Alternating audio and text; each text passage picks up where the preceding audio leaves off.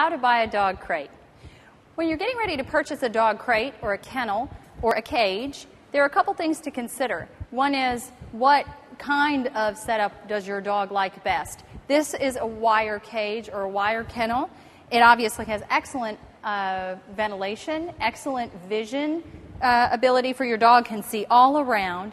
Some dogs love this kind of a setup. Some dogs find this intimidating. They don't feel particularly safe in here.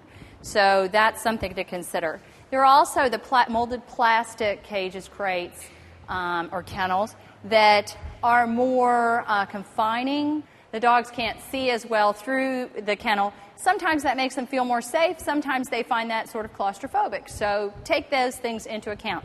Once you determine what kind of cage you want to buy for your dog, you should consider the safety of the individual cage. The less expensive wire cages are a potential hazard because dogs can push through, especially the ones that fold, can push through part of the cage where the two panels meet each other, and they could get stuck and be injured. So take that into consideration if your dog is going to be in the cage unsupervised for a long period of time.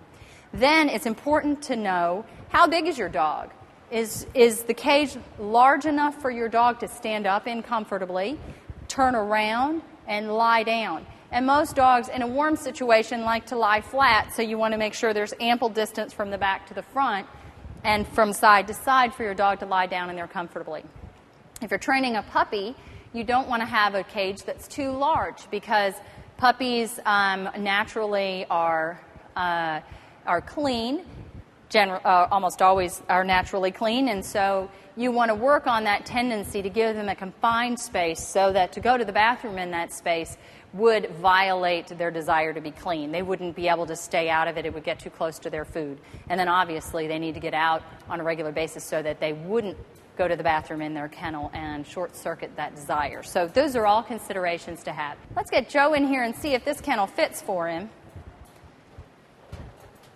This is definitely high enough. He can stand in here comfortably. He can turn around. Joe?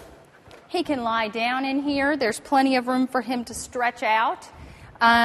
What is interesting to note is this kennel is maybe a little bit too large for him, although in his case, as an adult dog who is already house-trained, there is no real need to have him in a smaller cage. So this would be certainly a good cage for him to have.